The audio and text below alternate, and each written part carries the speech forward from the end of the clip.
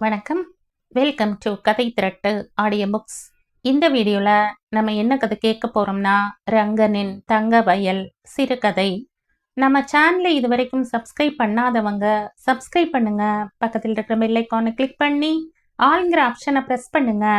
So that நான் போடுற கதைகளை உடனுக்குடனே நீங்க கேட்கலாம். வாங்க கதைக்குள்ள போகலாம்.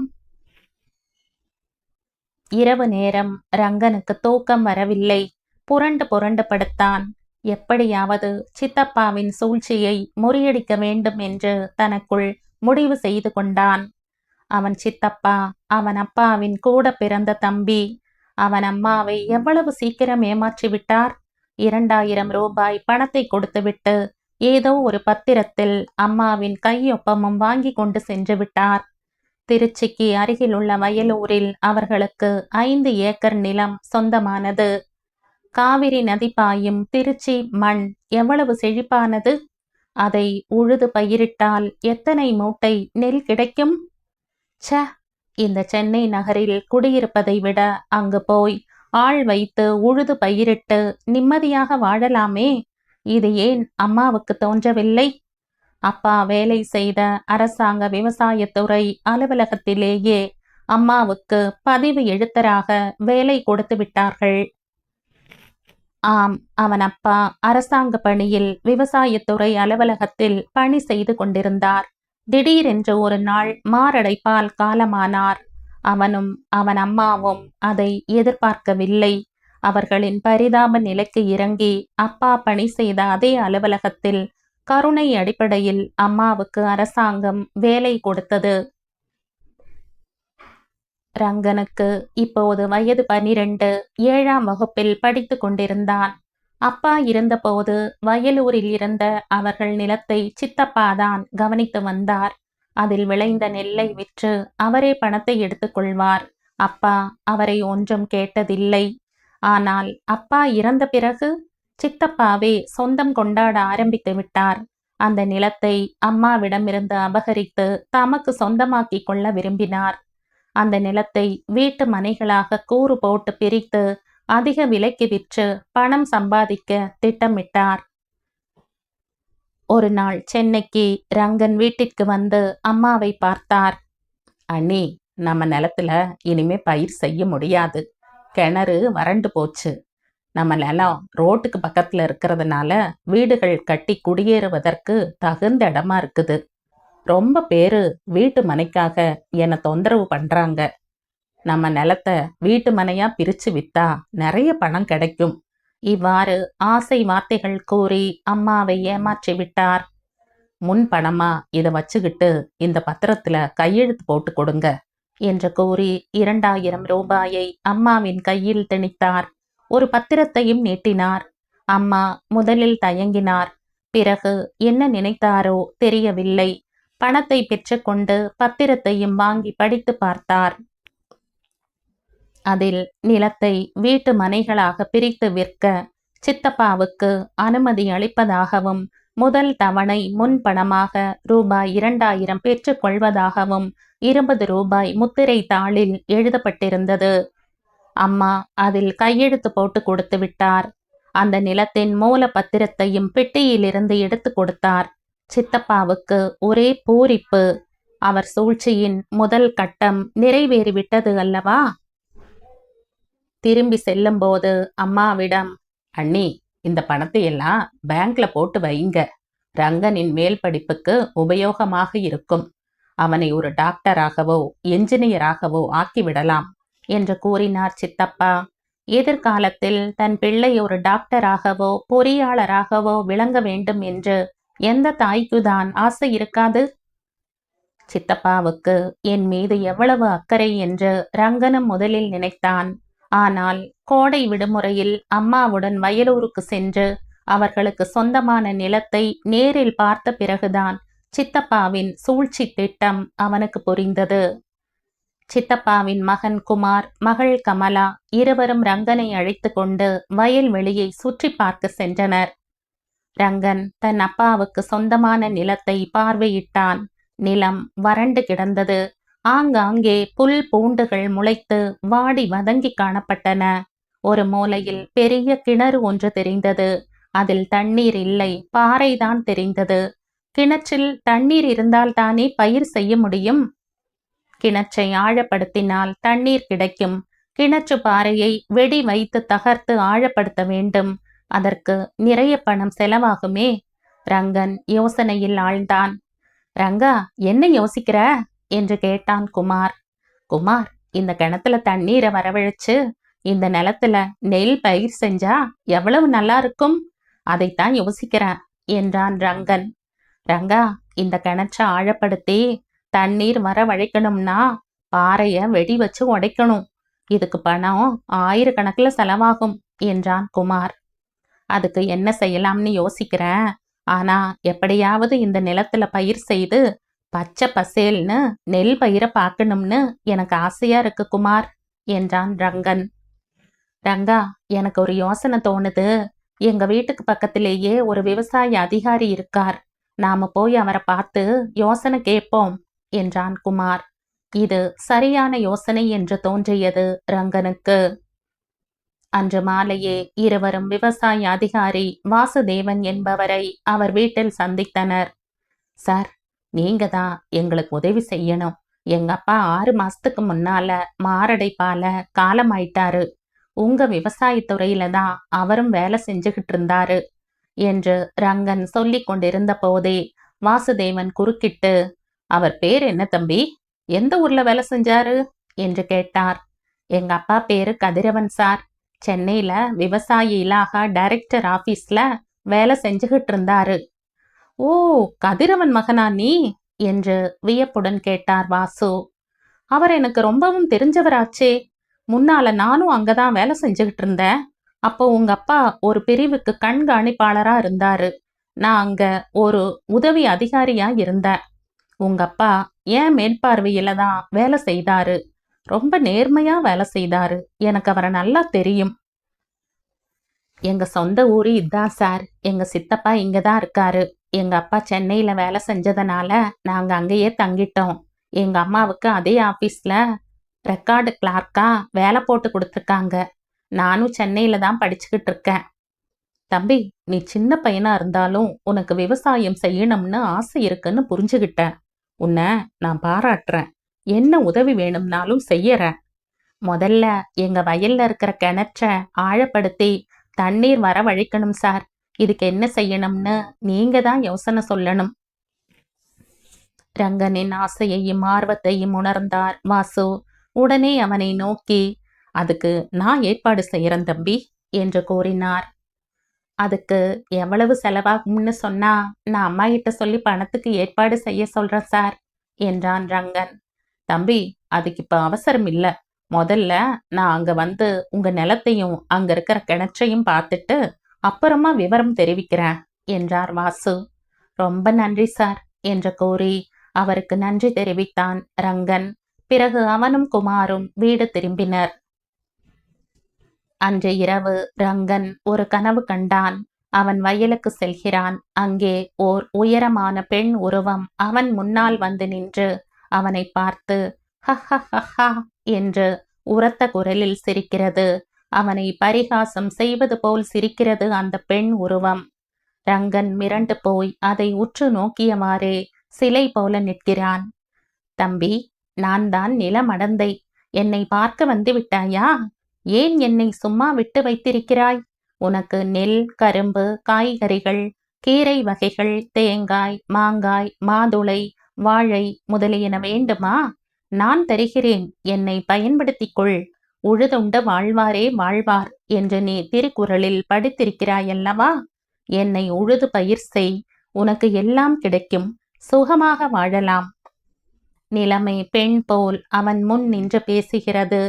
ஹஹஹஹா! மீண்டும் பரிகாச சிரிப்பு. உரத்த குரலில் சிரிப்பு சத்தம். தன் காதுகளை பொத்திக் கொள்கிறான் ரங்கன். தூக்கம் கலைகிறது. சட்டென்று படுக்கையை விட்டு எழுந்து உட்கார்ந்தான் ரங்கன். திருக்குறளில் அவன் படித்த குறள் நினைவுக்கு வந்தது. இளம் என்று அசையி இருப்பாரை காணின் நிலம் என்னும் நன்னாள் நகும். அவன் கனவில் தோன்றிய பெண் இக்குறளில் கூறப்படும் பெண்தானே? மறுநாள் ரங்கனும் குமாரும் விவசாய அதிகாரி வாசுதேவனை அழைத்து கொண்டு வயலுக்கு சென்றனர்.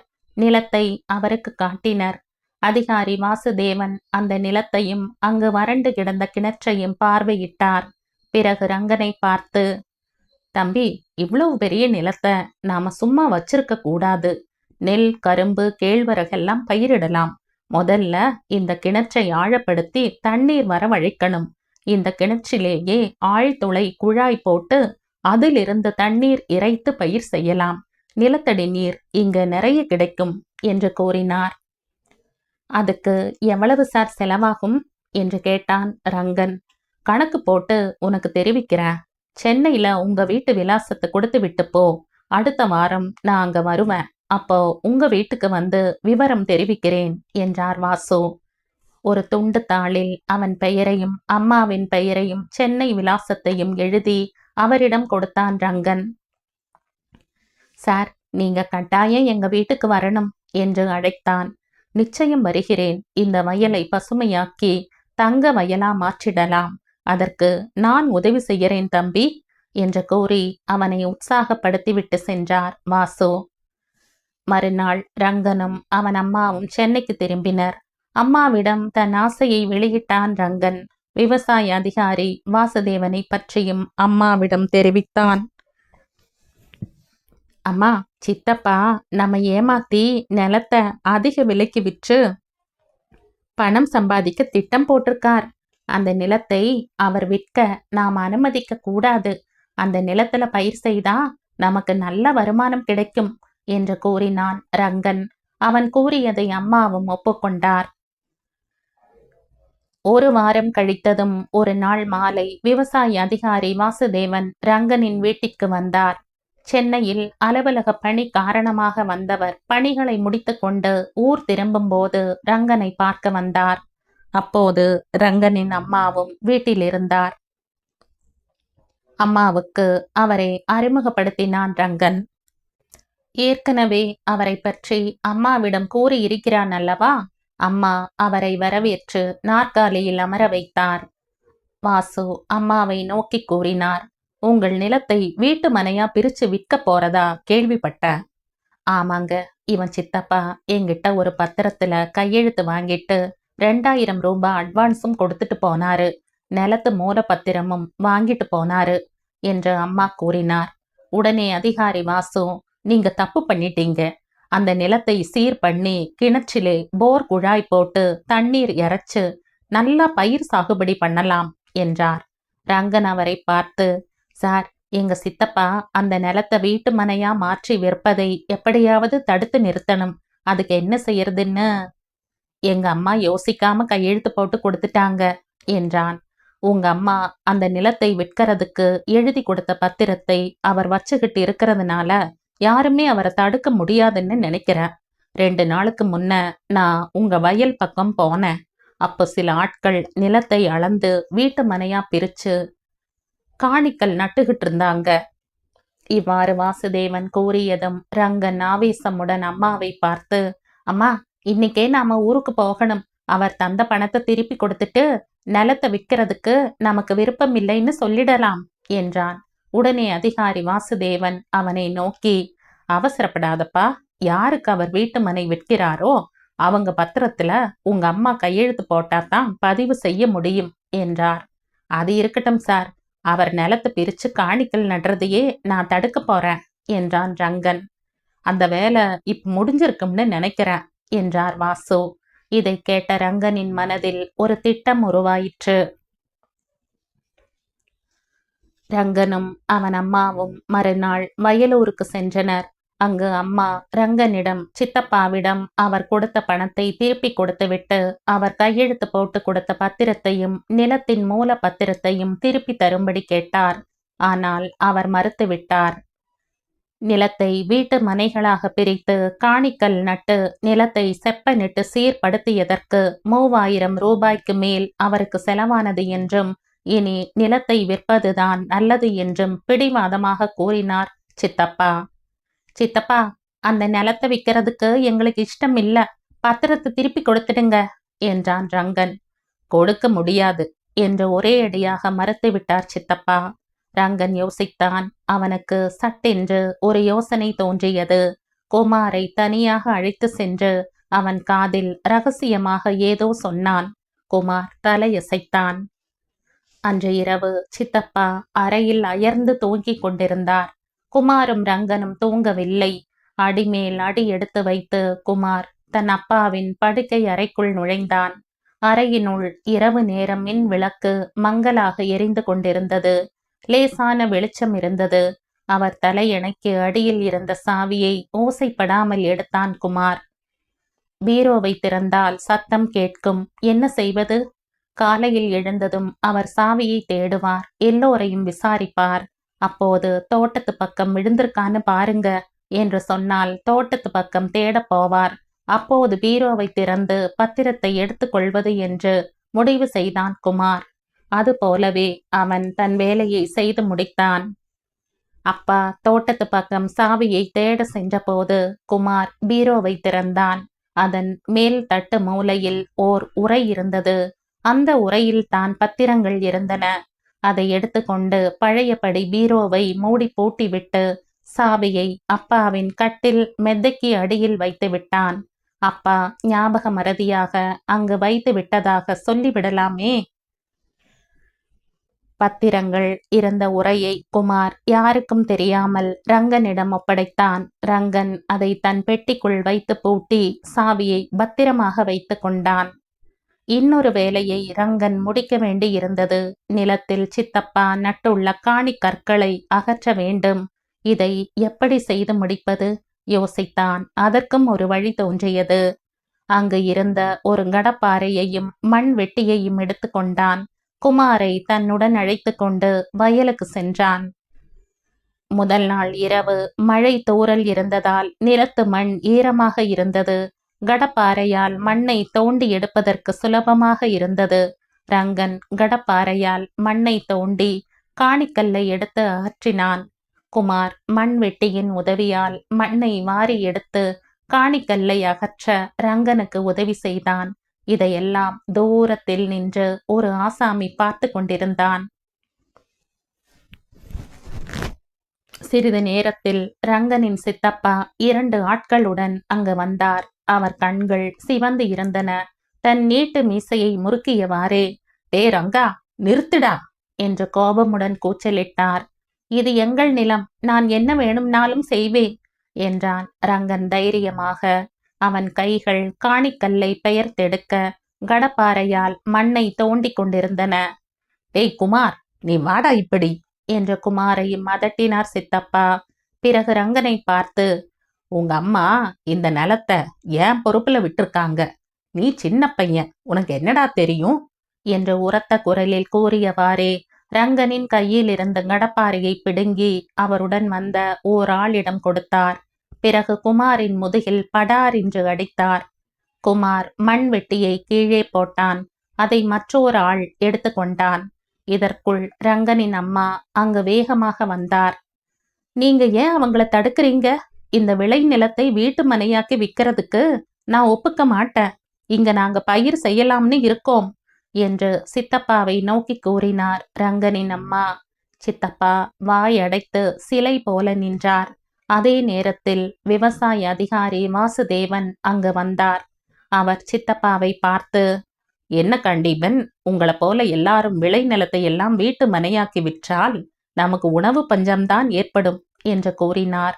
பிறகு ரங்கனை சுட்டிக்காட்டி, "இவன் சின்ன பையனா இருந்தாலும் நல்ல புத்திசாலி. அவன் அப்பா விட்டு சென்ற இந்த நிலத்தை உழுது பயிரிட்டு பசுமை புரட்சி செய்யணும்னு விரும்புகிறான். அவன் ஆசையை நாம் தடுக்க கூடாது. உழுதுண்டு வாழ்வாரே வாழ்வார்.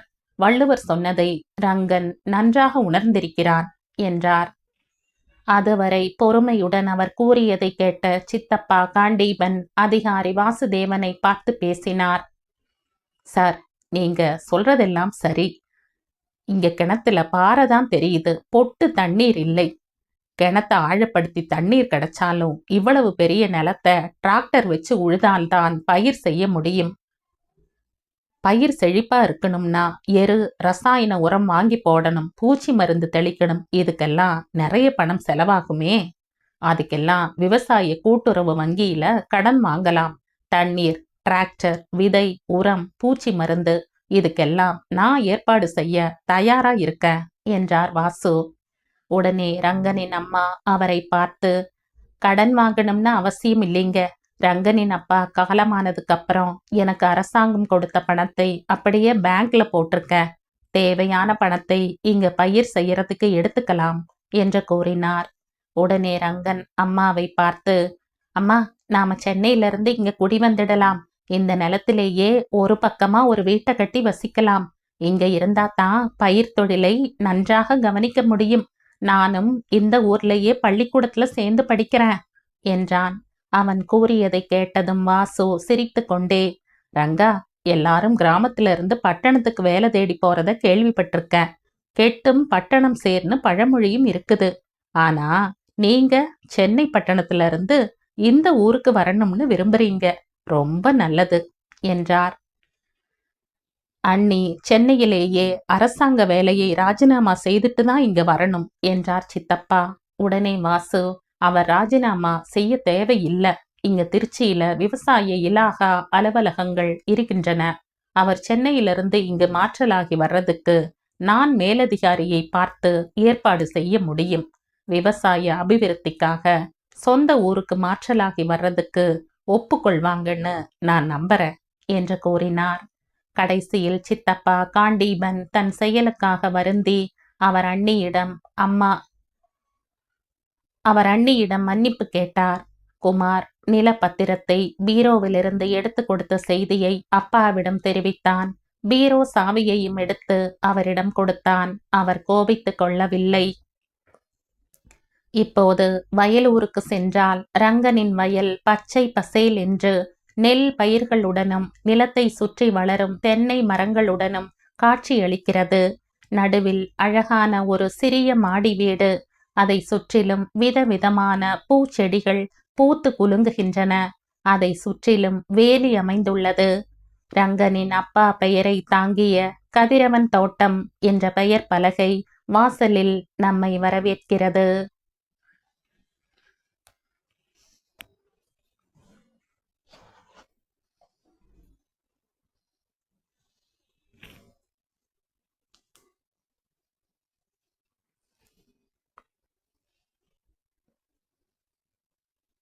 இதோடு இந்த கதை முடியுது. இந்த கதை உங்களுக்கு பிடிச்சிருந்தா லைக் பண்ணுங்க, ஷேர் பண்ணுங்க, சப்ஸ்கிரைப் பண்ணுங்க. மற்றும் ஒரு இன்ட்ரெஸ்டிங்கான கதையோட அடுத்த வீடியோல சந்திப்போம். பை. தேங்க்யூ.